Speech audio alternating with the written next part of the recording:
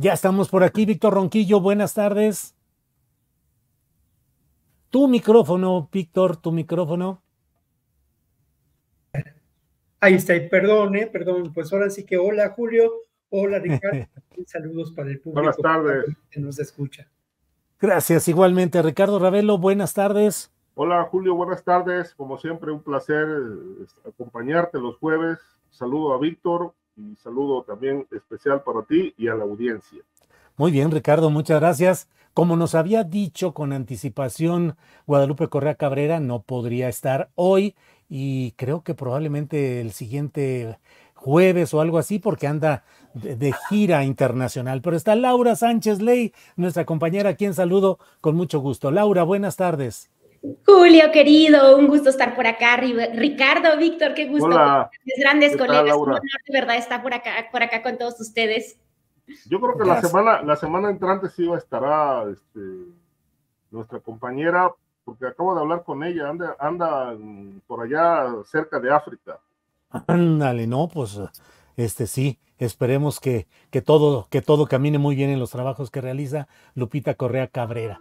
Laura Sánchez Ley, Laura, he leído con el corazón estremecido parte de lo que estás publicando en esas tareas de hurgar, de recurrir a los archivos oficiales para encontrar, entre otras cosas, lo que tanto se ha dicho, pero vale la pena, como lo plantean ustedes en su proyecto, el hecho de recuperar la memoria sobre los actos de represión terribles que se vivieron en otras épocas en México, policías militares vestidos de policías, cuerpos policíacos, cuerpos represores, torturando a niños, torturando a bebés, torturando a mujeres frente a sus esposos, en fin, todo lo que se vivió. Dice ahí, se me salen las lágrimas porque cuando empezamos Archivero Exp, había gente que decía, ya es viejo eso. Hoy lanzamos esta colaboración con Memórica México y el Archivo General de la Nación, un granito a todo el trabajo que intenta que las nuevas generaciones sepan qué hizo el ejército, policías. Y Y más, no, y más. sí, ¿de qué se trata, Laura, por favor? Y luego les pediría a los compañeros que nos den su punto de vista sobre este tema. Gracias infinitos. Pues yo que le voy a contar acá a los maestros Ricardo y Víctor sobre el tema de la represión que ampliamente han escrito, sobre todo Ricardo. Pero mira, querido Julio, pues es un esfuerzo justamente con el Archivo General de la Nación y con Memórica, que es un proyecto muy lindo, básicamente que lo que está haciendo es digitalizar todo el contenido que hay en el Archivo General de la Nación, que es un mundo, ustedes saben que es un mundo de información, más de 80 millones de archivos que se transfieren en el gobierno de Fox a esta dependencia, ¿no? El tema es, querido Julio, queridos colegas, pues que lo que estamos tratando de hacer es llevar esto sobre todo a las nuevas generaciones. Estamos haciendo unas pequeñas animaciones sobre documentos y temas que de repente son muy técnicos, pero muy, muy, muy técnicos, querido Julio. No sé si por ahí puedan poner, ahí está el videíto, a lo mejor de fondo, está en la página de Instagram de Archivero o en la del archivo, o en la de Memórica, pero lo que estamos tratando de hacer es justamente, por ejemplo, el día de hoy hablamos sobre la guerra sucia, sobre los duelos de la muerte. De repente en el Círculo Rojo pues se conoce mucho la información, pero tengo que decirte que ahora viendo los comentarios de los chicos, de los jóvenes, por ejemplo, sobre el tema que pues lanzaron personas en una aeronave, ¿no? En esta aeronave del ejército,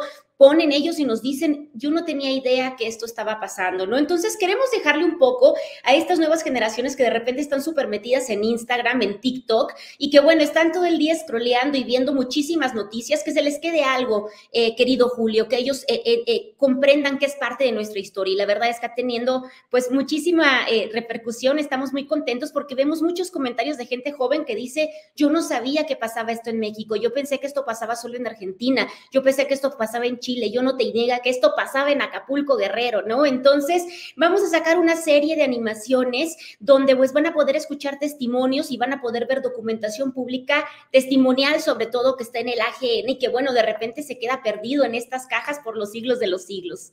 Claro. Laura, gracias por este esfuerzo.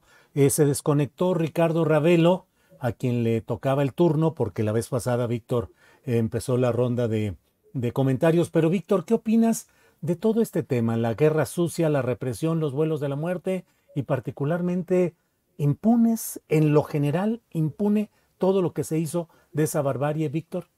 Sí, lo primero es que es muy loable y a mí me entusiasma mucho esta labor, porque al final de cuentas la intención pedagógica es que esto no vuelva a ocurrir el nunca más, y hay que aprovechar todos los posibles recursos para documentar estas realidades y de alguna manera hacerlas presentes, porque al final de cuentas estas prácticas terribles que ha mencionado Laura se inician en la década de los años 60 y 70 y continúan generando mecanismos de terror hasta nuestros días, ¿no? Ya lo decía yo, los primeros vuelos de la muerte, el primer vuelo de la muerte realizado en el continente americano se hace en México, y eso nos debe significar enormemente. Y hablando de ello, hablando de los vuelos de la muerte, el mecanismo de esclarecimiento histórico, uno de los espacios de búsqueda de información de esta comisión sobre la memoria histórica de lo ocurrido durante la época de la represión de los 60s, de lo que pasó después en los 70s y hasta llegar a los 90s, ha denunciado que el ejército mexicano se ha opuesto a otorgar mayor información sobre los expedientes que tiene en relación a ello. Esto hay que subrayarlo. Y lo otro, yo platiqué ayer con algunos de los integrantes de este mecanismo, y lo interesante de todo es que el avance sobre la memoria que se publicará en términos de lo que ocurrió en ese entonces y luego se mantuvo como una línea terrible de dolor, de represión, de angustia, de violencia y violación a los derechos humanos hasta la década de los años 90, se publicará este año. Y haya un avance considerable en términos de esta memoria, a pesar de las dificultades políticas que se han dado en los últimos meses después de la salida del subsecretario de Derechos Humanos, que fue lamentable y en donde pues se apostó por una política transicional. Entonces, pues volviendo a este tema, yo insistiría mucho en que no es un asunto del pasado, es un asunto terrible, de enorme vigencia, y no podemos tampoco, y esto es parte de alguna reflexión que compartimos en algún momento en la Universidad Iberoamericana con algunos alumnos, algunos profesores, la línea que se da entre el asunto del 68, la violencia y represión del 71 y la desaparición de los estudiantes de Ayotzinapa es más ni menos que el juvenicidio. Y además del juvenicidio, ahí encontramos obviamente a partidos como el Partido Revolucionario Institucional, que mantuvo pues esa dictadura blanda de la que hablaba Vargas Llosa. Bien, Víctor, gracias. Ricardo Ravelo, estamos hablando sobre este trabajo de recuperación de la memoria, sobre los hechos terribles de la llamada Guerra Sucia, de la represión, de la Brigada Blanca, de los vuelos de la muerte, que mucha gente, como bien se ha dicho aquí, pareciera que forman parte de historias de regímenes militares de Sudamérica, cuando en realidad sucedieron aquí. Pregunto, Ricardo, parte de esas estructuras, tal vez por la edad ya no queden obviamente los mismos mandos, pero estructuras dañadas por ese esquema del abuso de poder persisten en los ámbitos militares, marinos y policíacos de México, Ricardo. Sí, por supuesto, todavía hay muchos, como dicen, polvos de aquellos lodos, ¿no? Muy vigentes en las estructuras de policía del país. Todavía hay tortura, como una de las prácticas más recurrentes de la policía para arrancar confesiones, cuando la confesión era la reina de las pruebas. Y en aquel momento hubo abuso de poder, represión, tortura, violencia, y obviamente, bueno, hay gente que dentro de las filas policíacas todavía hay personajes que pues heredaron esta cultura, tanto a nivel de las policías estatales, municipales, federales, y obviamente, bueno, ni se diga a nivel de las milicias, ¿no? Tanto la Marina como la Sedena, pues fueron verdaderamente instrumentos del poder para ejercer la represión. Por eso se pregunta hoy mucha gente, ¿qué sentido tiene darle el poder de la seguridad el control de la seguridad al ejército hasta el 2028 si no hay ningún resultado hasta ahora, ¿no? ¿Sí? ¿Para qué? Para reprimir, para meter miedo, usar el instrumento del miedo, la represión, la muerte. 200,000 muertos en este país, bueno, pues obviamente no los hubo ni en la Guerra Sucia, ¿no? Sí, la Guerra Sucia fue un periodo largo de mucha represión en Guerrero, en los estados donde se combatían las ideas y se reprimían las ideas. La gente que estaba ligada a la guerrilla, etcétera, etcétera, bueno, todo eso lo exterminaron completamente a base de violencia y brutalidad. Y ese fue trabajo del ejército ordenado desde la presidencia de la República. Y sigue habiendo, de otra manera, sigue habiendo represión. Libertad de expresión, pues, está reprimida. Hay mucho espionaje. Y el espionaje se ejerce contra medios de comunicación, contra periodistas, contra activistas sociales, políticos, pero no contra el crimen. Es decir, yo hace unos días comenté precisamente en un mensajito ahí de X, de que en México sí hay un estado de excepción como el que hizo Bukele en El Salvador, nada más que ese estado de excepción gubernamental de la 4T es contra medios de comunicación que cuestionan al presidente, no contra el crimen organizado. Bien, Ricardo, gracias.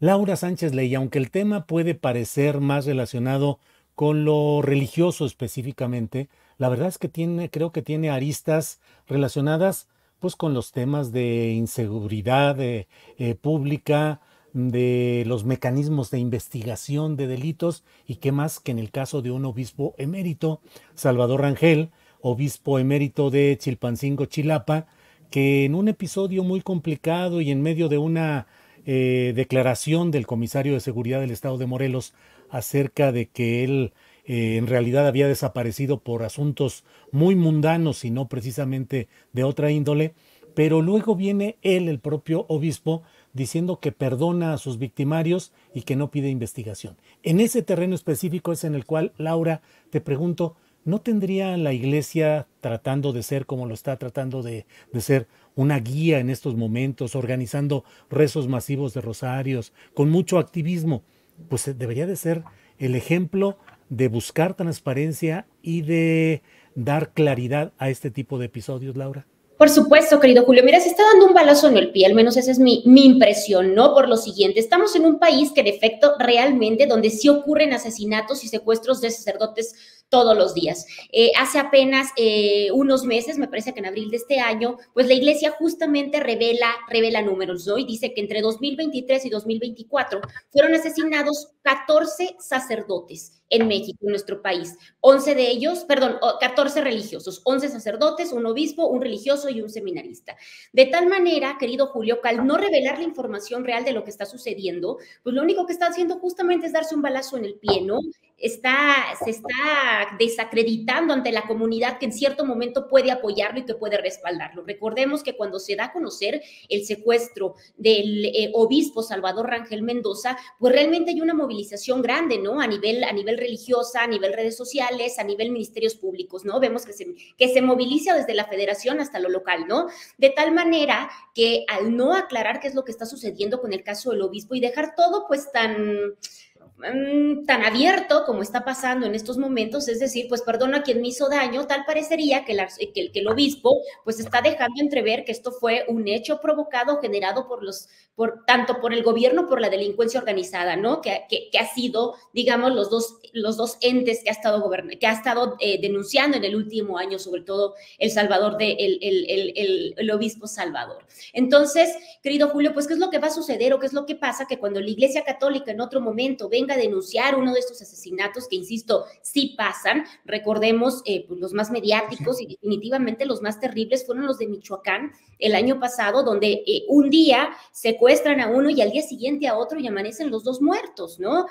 Asesinados, no muertos, asesinados, ¿no? Entonces, pues, ¿qué es lo que va a suceder? Que estos comunicados de prensa que en algún momento han estado movilizando a la población justamente para exigir justicia por los clérigos, pues que la gente ahora dude a la hora de volver a posicionarse a favor de la Iglesia Católica. Definitivamente es muy desafortunado que dejen estas declaraciones a medias, sobre todo dejando entrever que pudo haber sido el crimen organizado o el Estado que está tratando de perjudicarlo, sobre todo también por el mal desempeño de la Fiscalía, ¿no? Que en su afán de defenderse, pues revela información que ahora forma parte de una carpeta de investigación, porque recordemos que estuvieron filtrando e incluso peleándose entre ellos para ver quién filtraba más rápido la información, ¿no? En las dependencias de seguridad del Estado. Bien, gracias, Laura. Víctor Ronquillo, por favor, tu opinión sobre este tema del obispo emérito. Por favor, Víctor. Bueno, creo que lo primero es algo que no sé si sea políticamente correcto mencionarlo, ¿no? Pero yo lo voy a hacer con toda sinceridad, ¿no? Creo, a mí siempre me ha parecido que este intento de pacificación por parte de grupos conservadores de la Iglesia Católica, porque la Iglesia Católica no es una sola entidad, es muchas iglesias católicas, y así lo ha sido durante 2000 años, ¿no? Pero creo que ese intento a mí me parece una realidad que me recuerda a Jesús librando una batalla contra los mercaderes en el templo, uno de los más célebres episodios de el Evangelio, ¿no? O de los Evangelios. Creo yo que Jesús no hubiera buscado pactar con los mercaderes. Y abundando sobre ello, a mí me parece que lo declarado por el obispo emérito, pues deja mucho que desear realmente, ¿no? Y él dice en su declaración que recuerda a Cristo y él perdona también a quienes lo han atacado, torturado, traicionado. Y bueno, a mí me deja mucho que pensar el que este personaje pues asuma esa posición después de estos eventos que se dieron y en donde sí existen dos versiones encontradas de los hechos, y estas dos versiones encontradas de los hechos pues de alguna manera nos muestran las características de este personaje que por otro lado pues hay que mencionarlo y hay que decirlo también, ha sido una fuente de información muy útil para latinos. Como yo digo, en el ejercicio periodístico, uno elige sus fuentes de información y sabe muy bien qué obtendrá de esas fuentes de información. No es casual el que Latinos haya elegido a este obispo emérito para que identificara la voz de Celso Ortega, aquel personaje enmascarado o encapuchado que señaló a Andrés Manuel López Obrador de recibir dinero de los Zetas, que habló de que él tenía el encargo de desarrollar comités electorales en Guerrero a favor de AMLO, él perteneciendo a un grupo de crimen organizado. Y hay que recordar lo que dijo este obispo en octubre de 2022, una mañana de domingo, bueno, un mediodía de domingo terminando la misa de 12 en la parroquia de San Francisco, lo que dijo consignado por el propio Latinos. Y habló de que que las autoridades de Guerrero estaban completamente secuestradas por el crimen organizado.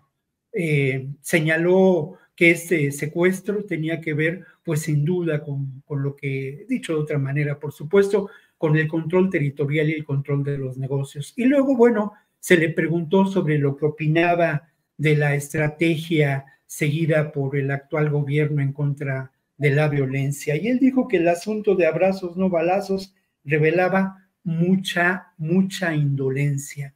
De tal modo que eso pues nos perfila claramente al personaje, ¿no? Hay más declaraciones, hay más elementos que nos hacen ver, bueno, la posición política que él ha guardado en relación a pues el actual gobierno, ¿no? Además, esta posición política coincide, insisto mucho y lo subrayo, con la élite de la Iglesia Católica en este país, no con toda la Iglesia Católica, porque claro, indudablemente dentro de la Iglesia Católica hay pues posiciones muy progresistas, y ahí yo vuelvo a reivindicar al Centro de Derechos Miguel Agustín Pro, al Centro de Derechos Bartolomé de las Casas y obviamente a todo el trabajo realizado en favor de los derechos humanos por parte de un sector progresista de la Iglesia Católica, que tiene que ver mucho con la construcción de la cultura de los derechos humanos en este país, Julio.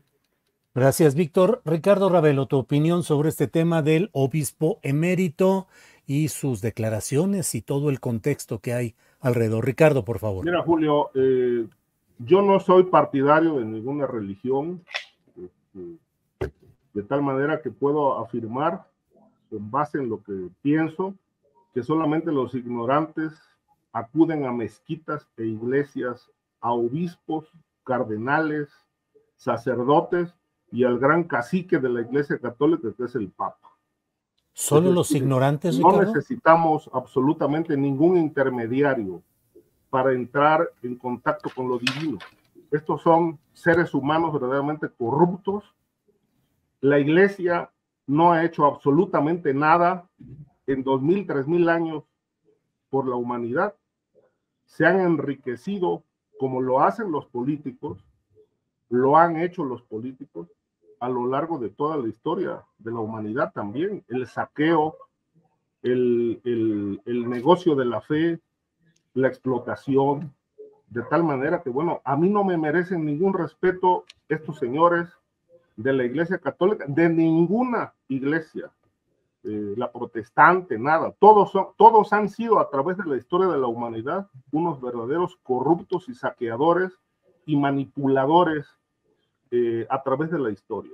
Ya lo dijo Carlos Marx, la religión es el opio de la humanidad. Con respecto al caso... Oye, Ricardo, generalizado así todo eso de ignorantes y demás, generalizado. Te lo digo, categórico. Yo no creo absolutamente en nadie, miembro de ninguna iglesia católica, de ninguna iglesia protestante, adventistas, mormones, nada. No necesitamos los seres humanos ningún medio para entrar en contacto con lo divino, porque lo divino existe, pero esa gente no tiene nada que ver con ellos, es un negocio, es como la política. Hay tres poderes maléficos en el mundo. Uno se llama los militares, el segundo es el poder político y la tercera es la iglesia. Y bueno, lo podemos poner en cualquier orden. Claro, Ricardo, yo soy ateo, pero soy profundamente respetuoso de quienes tienen una opción religiosa distinta. Y conozco a mucha gente, espera, sí, nomás déjame avanzar en esta idea. Y respeto muchísimo, admiro incluso a personas que dedican su vida desde una posición religiosa al servicio de los demás. Entonces yo no sé si lo que tú estás haciendo, espérame nomás tantito, no sé si generalizando es injusto. O sea, pero para eso no necesitamos religiones. Bueno, pero ese es tu punto de vista, pero respetarás el derecho de otros. Está bien. Pero respetas el derecho de otros a pensar distinto. Lo cuestiono. ¿Impondrías tu criterio en dado caso y si tú tuvieras poder, impedirías que hubiera prácticas religiosas?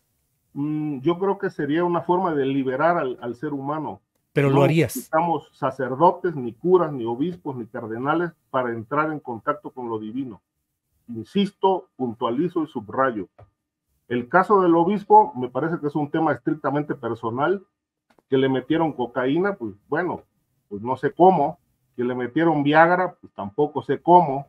O sea, si no se la metió él, pues entonces, es decir, yo pongo en tela de duda todo el argumento de ese señor.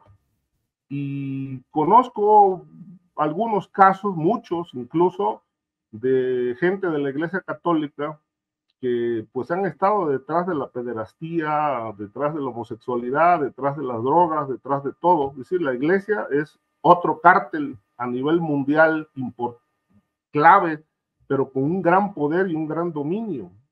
Ahí está la Santa Inquisición, es decir, las grandes muertes. Está el caso de Canadá, de los fetos que encontraron en un convento. Es decir, es una industria criminal la Iglesia Católica y todas las iglesias. Es decir, la gente, pues está bien. La gente que no tiene conciencia es la única que cree en las iglesias y las religiones y en los curas y en los sacerdotes y en los obispos y en el cacique máximo, que es el capo mayor, que está en Roma. Bien, Ricardo. pues digo, mantengo mi objeción a la generalización y mantengo mi postura de que hay gente muy respetable que desde flancos religiosos mantiene creencia, convicción y servicio. Pero bueno, ese es mi punto de vista y respeto el tuyo. Víctor Ronquillo, Laura, ¿algo que quieran decir? Querido Ricardo, pero estamos hablando de 98 millones de personas adscritas, afiliadas o que creen en el catolicismo, según el INEGI. Pues sí, está bien. Entonces, pues, por eso estamos como estamos. Esta sociedad es resultado de lo que somos. Y obviamente la iglesia ha hecho su parte en ese sentido. Pues, las creencias, es decir, si no partimos de una forma de vida en función de hechos, de realidades, y nos basamos en creencias, pues la iglesia tiene el control, es decir, nosotros le damos poder a la iglesia cuando no sabemos qué hacer ante las situaciones que nos ocurren en la vida cotidiana, pues andamos buscando consejeros, ¿no? Obispos, curas, la confesión, etcétera, etcétera. Pues no, hay que trabajar con uno mismo y dejar a un lado el tema. Laura, ¿no? Laura, ¿qué dices? Perdón, Laura. Tanto como decir que también los que creemos en el psicólogo o en el psiquiatra, pues bueno, somos a mí me parece, Víctor, parece mejor vía bueno, esa que la otra. Sí, no. Yo, bueno, al final de cuentas, digamos que reivindico mi propia experiencia, ¿no? Y mi propia experiencia de haber trabajado por años en defensa de los derechos humanos está muy relacionada con activistas en favor de los derechos humanos que en muchas ocasiones han estado ligados a acciones vinculadas a la práctica social, política de la Iglesia Católica y de otras iglesias también. La defensa de los derechos humanos en Chiapas por parte de Samuel Ruiz es un documento de esta realidad que menciono, documenta claramente esta realidad. La acción realizada en la década de los años 80 y 90 en favor de la defensa de los derechos humanos y la construcción de la cultura de derechos humanos en México es fundamental. Gracias, o uno de los elementos centrales es el Centro de Derechos Humanos Miguel Agustín Pro. El Centro de Derechos Humanos Tlaxchinolán tiene una vinculación orgánica con un sector progresista de la Iglesia Católica, de tal modo, y bueno, también mi experiencia de trabajo en la Universidad Iberoamericana, cuando David Fernández, precisamente un jesuita con convicciones y con acción en favor de la defensa de los derechos humanos y la justicia, pues también me deja ver que no podemos generalizar y que por el contrario, hay sectores de la Iglesia Católica, como hay sectores también de la Iglesia protestante y de otros grupos religiosos que han entendido que la práctica de la religiosidad es una práctica humanista. No podemos olvidar, ahora hay diferencias que yo tengo con Javier Sicilia, pero tampoco podemos olvidar su enorme acción en los años del calderonismo en favor de la paz y la justicia. Todo esto animado, y yo lo reconozco así, por esa auténtica vocación de fe y por comprender que la religiosidad es uno de los principios humanos, y yo me opongo verdaderamente porque conozco el pensamiento de Francisco a que se le llame capo o cacique. Me parecen expresiones muy, muy desafortunadas y creo que lamentablemente el discurso de Ricardo, pues a mí me suena cada vez más a estos personajes que han usurpado el término libertario, ¿no? Como Milei, a esta derecha ultraconservadora que incluso resulta nihilista y que es muy preocupante porque esa forma de pensamiento, al final de cuentas, busca la aniquilación de lo esencialmente humano, ¿no? Y que yo diría, y bueno, es todo un discurso que me podría aventar en términos de esto, pero creo que el sentido de la religiosidad es otro de los sentidos del humano, como el sentido del humor, como el sentido del amor y como el sentido de la creatividad, al final de cuentas, de la espiritualidad humana. Bien, pues... No tiene nada que ver, es decir, coincido, pero para ello, para la espiritualidad, para el amor, no necesitamos intermediarios. Bien, pues Laura Sánchez Ley, ayúdame a poner sobre la mesa un tema menos polémico, más suavecito, más tranquilo, que es el relacionado con Amparo Casar. Digo, bueno, digo, pues, aquí no se vale. Laura, sí. Laura, ¿cómo ves este tema de los señalamientos, la develación de datos personales, el fondo del asunto que son las acusaciones de corrupción? En fin, pues hay materia para un tema suavecito, Laura. Entonces, adelante, por favor.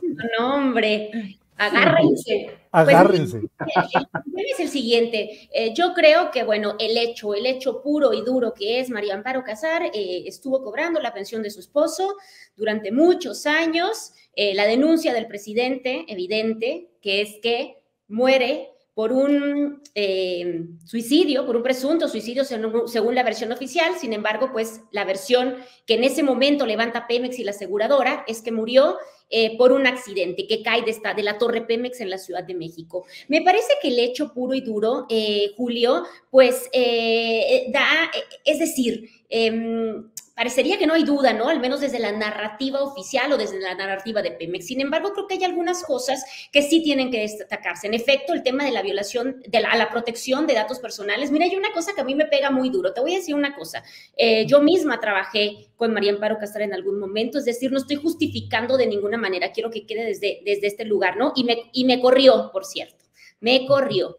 Entonces, ella se lo perdió. Aclarado esto, en algún momento yo formé parte, para que no venga acá el tema del conflicto de interés, formé parte de la unidad de investigación de mexicanos contra la corrupción, allá en la época de Daniel Lizárraga, ¿no? Que por cierto trajo un grupo de reporteros de los estados, reporteros destacados, y la verdad es que nos impulsó de gran manera. Te estoy hablando esto del sexenio de Peña Nieto, fue cuando... Sí, una gran etapa periodística, sí. Claro, una gran etapa, publicamos grandes investigaciones, ¿no?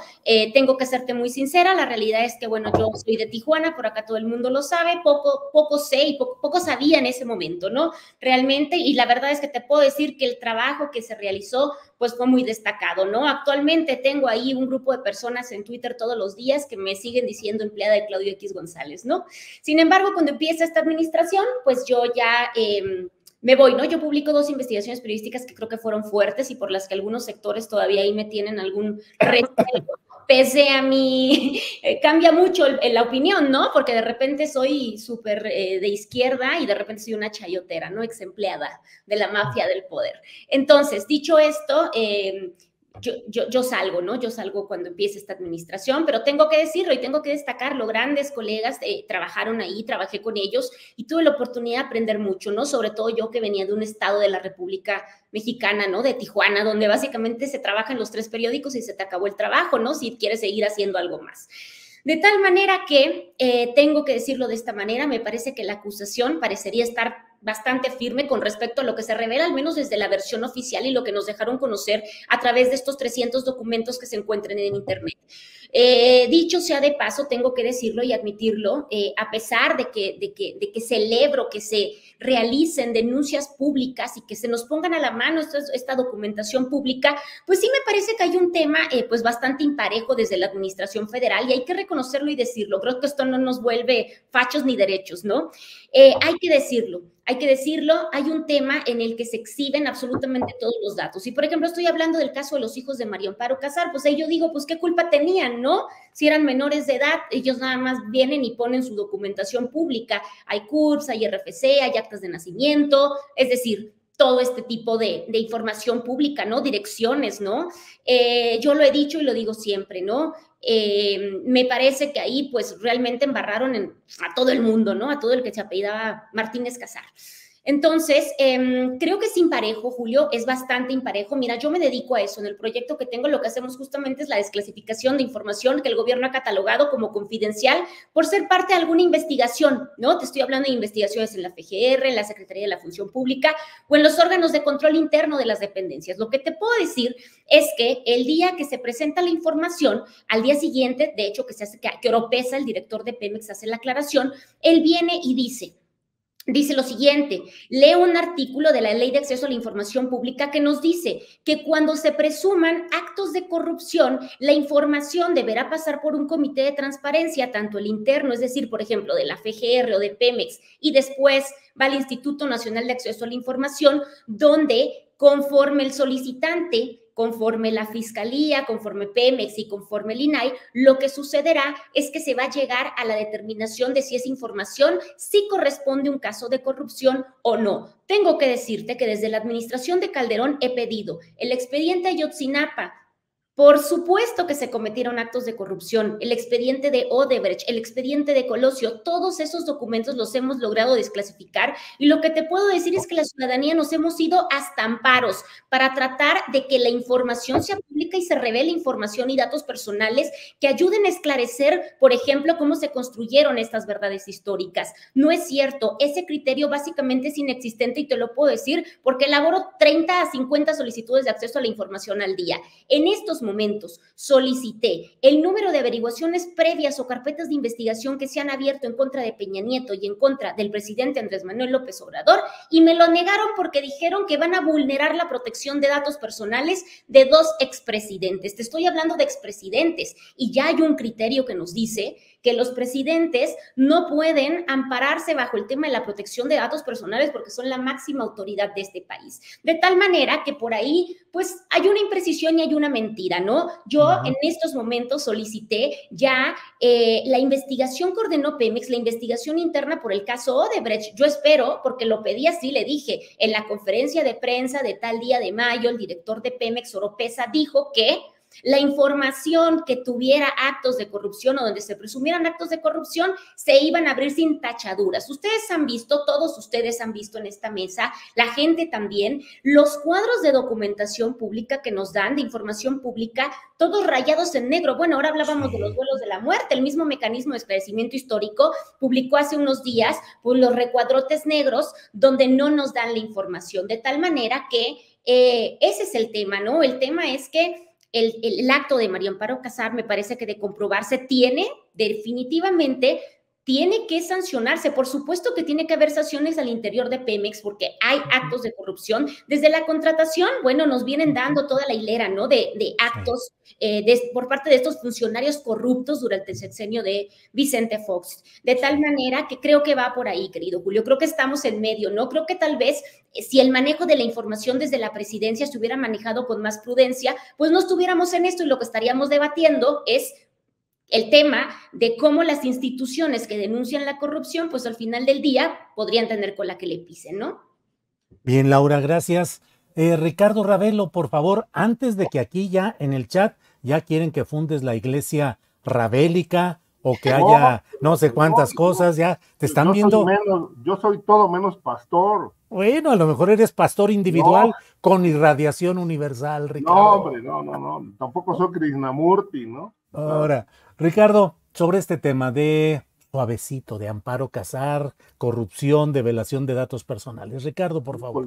Mira, bueno, lo que dijo Laura me parece extraordinario todo lo que explicó y sobre todo, bueno, lo que sí es evidente es que hay una manipulación desde mi punto de vista política, digo, con o sin razón, porque, bueno, no sabemos si realmente María Amparo falseó documentos para tener acceso a esa pensión cuantiosa. ¿Y por qué hasta ahora sale el tema a la luz pública? Bueno, pues a lo mejor se dieron cuenta o por ahí alguien dijo, oye, hay este dato y pues le rascaron y le encontraron. Si María Amparo mintió, pues obviamente pues tendrá que pagar sus consecuencias, porque todos nuestros actos en la vida tienen consecuencias, a lo mejor no inmediatos, pero sí al tiempo. Y si lo hizo, pues tendrá que pagar y devolver lo que ya devengó ilegalmente. Pero lo que sí llama la atención es que, bueno, pues en este momento político del país, previo a la elección, donde el presidente está súper cuestionado por sus desatinos y hierros, pues aparezca esto como distractor, Pero bueno, está bien. Yo dije hace un momento, legal o ilegal, pues bueno, lo que sea. Si ella tiene que enfrentar, pues yo creo que lo más congruente desde el punto de vista de la conciencia humana es que lo enfrente y diga, pues sí, lo falseé, lo hice. Ahora, el asunto aquí es que ella está alegando intervención o algo así como violación a su intimidad y a la información personal, datos personales, con respecto al tema de la pensión y con respecto al asunto de si el marido se suicidó o no. Es decir, o fue accidente, como porque ese fue el argumento para tener la pensión de más de 100 y cacho de pesos mensuales. Entonces yo creo que sí es un tema de, digamos, de legalidad y es un tema de transparencia, pues se tiene que aclarar, pero pues no solamente lo de Amparo, pues también se tendrían que poner bajo la lupa a los hijos del presidente con sus negocios en Pemex, a Dan Augusto con sus presuntas ligas con el narcotráfico, en fin, es decir, ¿por qué Ricardo, nada más? que acaba de sacar la propia Amparo Casar un video en el cual habla de esa relación con personajes de la familia Olán y amigos, se dice ahí, de Andrés Manuel López Entonces, Beltrán. bueno, si estamos en la ruta de la transparencia, pues transparentemos todo, porque no nada más el caso de María Amparo es un tema claroscuro, también dentro de la familia presidencial hay claroscuros, y más oscuros que claros, ¿no? De tal suerte que, bueno, pues si estamos en esa postura, pues abramos de una vez de qué se trata y no nada más señalar a una persona que a lo mejor sí, no dudo, puede que haya habido alguna maniobra legal para beneficiarse personalmente, ¿no? Sí. Pero si ya la descubrieron, pues más allá de si esto es político o lo que sea, le podemos meter todos los tintes posibles. Pues que lo asuma. A mí me parece que la estatura moral de la señora debe salir a flote. De otra manera, pues, bueno, pues quedan en el lodazal, ¿no? Es decir, queda exhibida de corrupta, de una mujer que manipuló información y que se apoyó en otros personajes para obtener un beneficio personal, presuntamente. Pero todavía esto, pues, falta que se dirima, ¿no? Que se exhiba, que se esclarezca. Pero yo insisto, subrayo, puntualizo, si estamos en el camino de la transparencia, pues bueno, pues hay muchas cosas que aclarar. Ovalle y la corrupción, las ligas presuntas del presidente con el narcotráfico, Adán Augusto, bueno, nada más aquí me dijeron hace unos días que el coordinador de la campaña de la candidata a Morelos, a gobernadora de Morelos, Margarita González Arabia, pues es Ricardo Peralta. Y para que el público sepa quién es Ricardo Peralta, bueno, Ricardo Peralta estuvo metido en un tema de narcotráfico y de cuestiones de corrupción en aduanas. Fue el que operó la ley Bonilla, pagándole $1 millón a cada diputado del Congreso de Baja California con dinero presuntamente sucio. Entonces, bueno, pues dice, pues, ¿de qué estamos hablando? ¿Dónde está la moral? ¿De qué? ¿Cuál transparencia? No hay nada, es pura corrupción. Entonces, luego subsecretario de Gobernación. Exactamente, y lo corrió la exministra, secretaria, porque dijo que ya no había presupuesto para pagarle el sueldo. Sí, ese fue el argumento público. Bien, bien, Ricardo. A quienes nos escuchan, terminando esta mesa de seguridad, vamos a tener una entrevista con Carlos Pérez Ricard. Así es que los invito a que nos acompañen despuesito de esta mesa. Y antes de seguir adelante, déjenme leer esta nota que me parece, pues bueno, qué decir.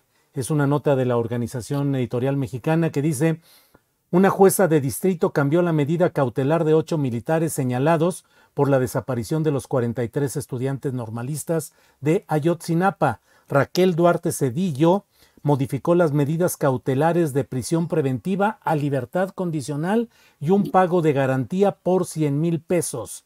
Asimismo, los 8 imputados tendrán que acudir quincenalmente al juzgado de distrito y tienen prohibido salir del país.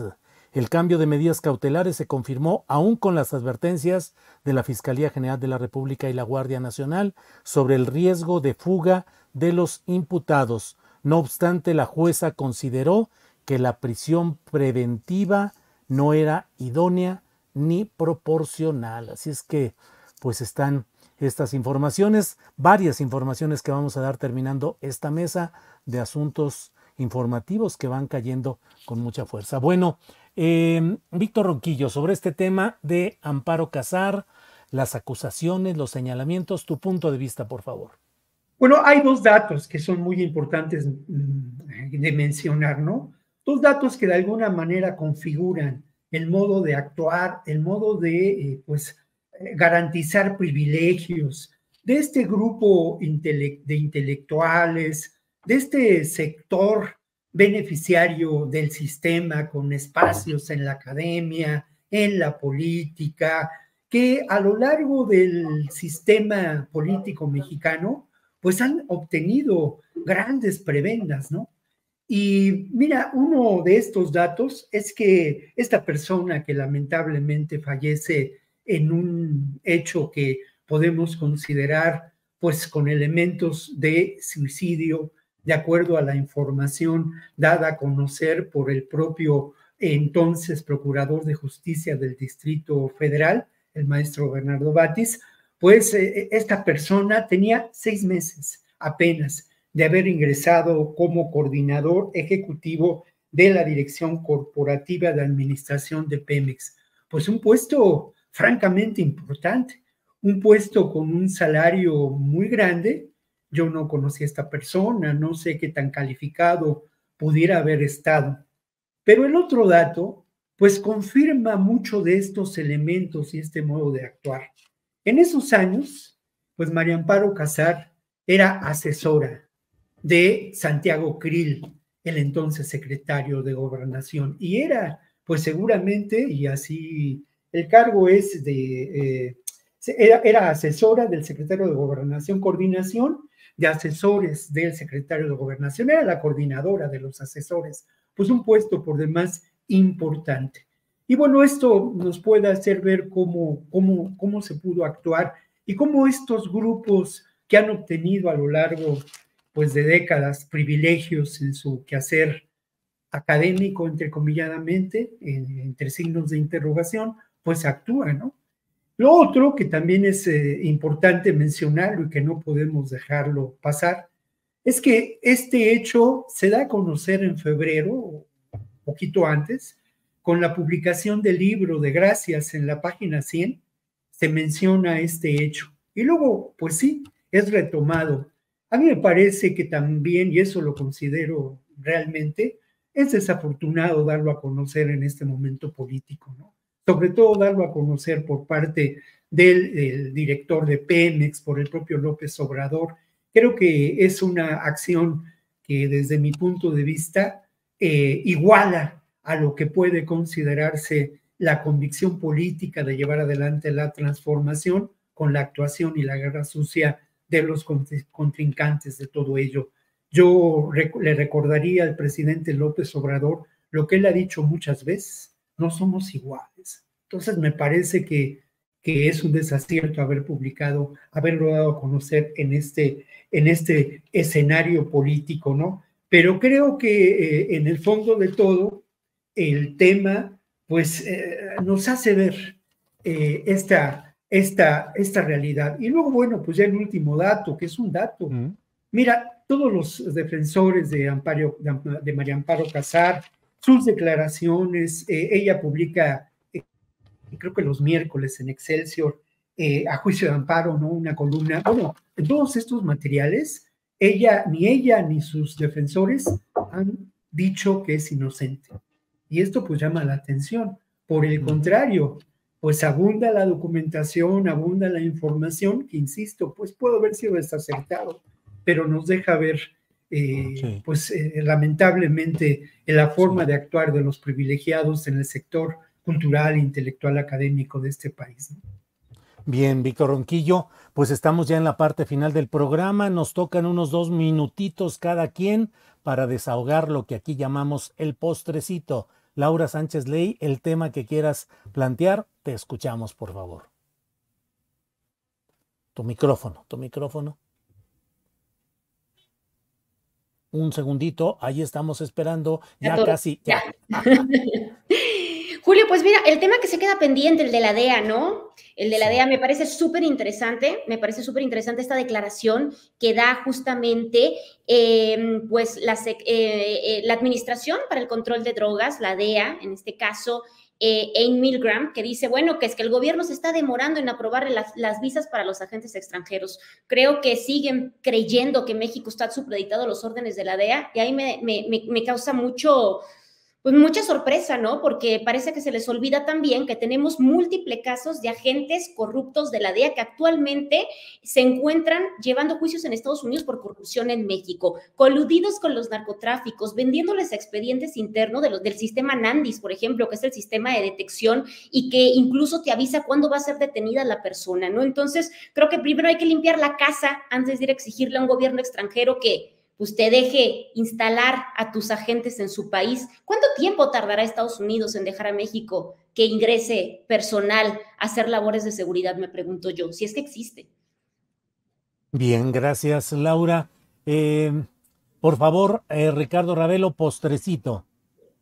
Bueno, pues a propósito de la DEA, hace 3 días hablé con un agente de la DEA y me dijo que Nemesio Oseguera Cervantes, el Mencho, identificado como el jefe del cártel de Jalisco Nueva Generación, murió a mediados del año pasado. Me dio su información detallada y bueno, lo que eso a mí no me consta, simplemente pues es información de la DEA. Y dice, le hicimos un seguimiento a la abuela del Mencho, una señora llamada Irene. Se fue a una procesión en Lagos de Moreno el año pasado, a mediados, vestida de negro. Regresó a su casa una semana después y cambió la chapa de una recámara. En ese espacio montó un altar con la foto del nieto. Le puso veladoras y flores. Es todo lo que hay. La señora murió hace 4 meses. La familia no quiere confirmar absolutamente nada y la versión de la DEA es que en México no van a confirmar nada, seguramente más tarde, porque temen que haya un baño de sangre peor al que ha ocurrido en 5 años. ¿Con alguien apuntado para ser sucesor, Ricardo? Sí, de hecho ya está el sucesor. Ya está el sucesor, pero lo que pregunté, bueno, lo mataron, ¿qué pasó? ¿No? Simplemente tenía un problema de salud grave. Largo, sí, mucho tiempo. Renal. Sí. Pero estaba muy bien protegido en Jalisco. Incluso tenía un hospital privado personal, era dueño él, y ahí le hacían 2 diálisis diarias. Sí. Entonces, pues, lo que sí no ha confirmado la Sedena, ni nadie lo va a confirmar por ahora, es que ya está muerto. 99% de posibilidad de que está muerto, según la entrevista que tuve, que fue, pues sí, es off the record, pero me dicen que el gobierno mexicano no lo va a confirmar porque temen un baño de sangre y que no es conveniente que ocurra ya en el cierre de sexenio, y menos en vísperas de elecciones. Gracias, Ricardo. Víctor Ronquillo, por favor, 2 minutitos de postrecito final. Bueno, pues yo sí voy con un postre alegre, ¿no? Y quiero compartir con ustedes una letra de una canción de Violeta Parra. Dice Violeta Parra: que vivan los estudiantes, jardín de nuestra alegría, son aves que no se asustan de animal ni policía, y no le asustan las balas ni el ladrar de la jauría. Que vivan los estudiantes. Y esto lo pongo sobre la mesa porque al final de cuentas no es una casualidad que en estos momentos las acampadas en distintas universidades del mundo en contra de la guerra en Palestina, del genocidio de Palestina, se multipliquen y se den también aquí en la Universidad Nacional Autónoma de México. Además de los estudiantes, hay que reconocer a los académicos, a los profesores, a los investigadores. En México, desde hace ya algunos meses, se ha conformado un espacio de académicos en favor de Palestina y en contra del genocidio. Y no es una casualidad tampoco que en el simulacro de votación en las universidades, pues Claudia Sheinbaum haya mostrado una mayor preferencia por este sector que de alguna manera es vanguardia, una vanguardia sensible, una vanguardia intelectual. Y lo digo con conocimiento de causa, porque por muchos años de mi vida fui profesor y tuve el gusto de compartir la vida con los estudiantes y de alguna manera pues he reivindicado siempre no mi vocación de profesor, sino mi vocación de estudiante. Eso, bueno, pues seamos todos estudiantes en la vida. Yo digo, Violeta Parra, bueno, excelente voz, etcétera. Yo le he reclamado a Genaro Villamil una y otra vez, ¿por qué no le hacen un homenaje a un yucateco ejemplar que se llamó Carlos Lipo? La voz de oro, el mejor intérprete de Manzanero, y nunca me ha contestado por qué.